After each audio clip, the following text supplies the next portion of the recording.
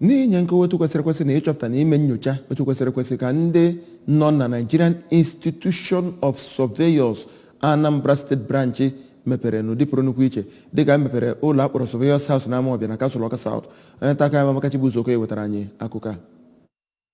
Ntọala okwute nke ya bụ ụlọ ndị Nigerian Institution of Surveyors lụrụ n'Ọktoba arọ 2014 ma gbapezie ya bụ akatamkpo ụlọ ka ọnwa dị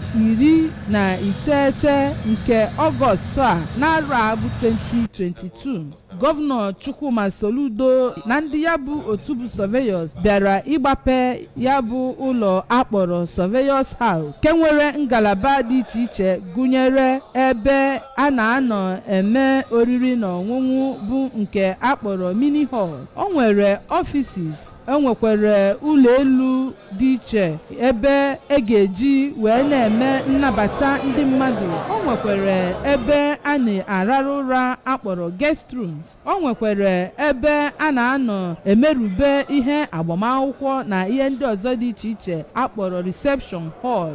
Nwekwazie ebe ndị ọzọ dị iche iche. Mgbe ihe bụ ebumnobi eji wee rụọ ya bụ Surveyors House bụ ka ndị otu ahụ wee nwee ebe a na-akpọ ha oku ma oge luo, na ebe ha ga-anọ na-enwe ọgbakọ, na ebe ha ga-anọ na-anabata ndị mmadụ ma ọ bụ inye ndị chọrọ iwere ya bụ ụlọ wee mee ihe. Mgbe ọ na-agwazi ndị a okwu ka Gọvanọ Soludo nwere obi aṅụrị maka akatamkpo ụlọ nke a alụrụ ma sịkwazịa na ndị Surveyors bụ ndị na-emepụta ihe dị iche iche, bụ ndị na-agba mbọ n'ọchịchị dị iche iche ma yọkwazịa ha ka ha dọnyere ọchịchị ya ukwu iji wee nwee Anambra nke ọfụ. Prọfesọ Soludo, onye nke kwuru okwu site n'ọnụ kọmishọna nke na-ahụ maka ala bụ Prọfesọ Ofonze Amuchazi, sịrị na ya bụ otu gbakọta ọnụ wee nyere aka n'akụkụ niile nke eji arụ ọrụ na gọọmenti na ebe niile ga-adị larịị ma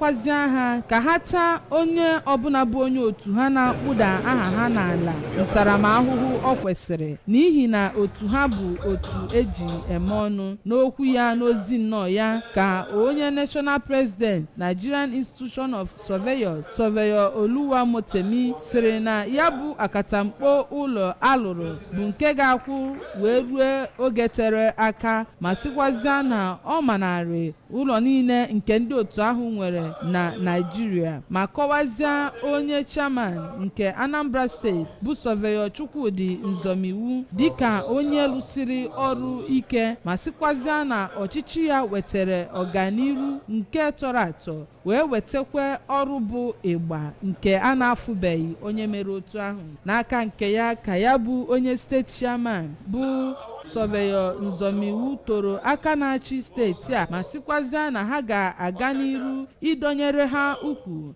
iji wee hụ na ihe niile na-aga na nsi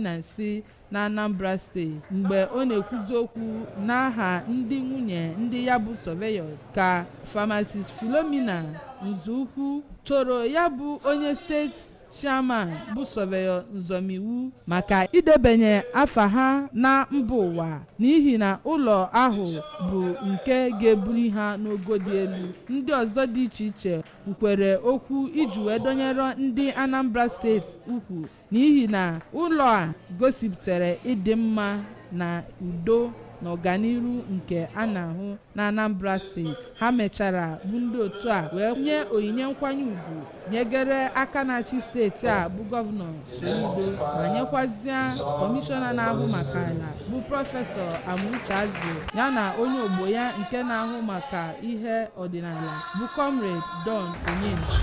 Abụ m Amaka Chibuzo Okoye maka akụkọ ụwa ABS.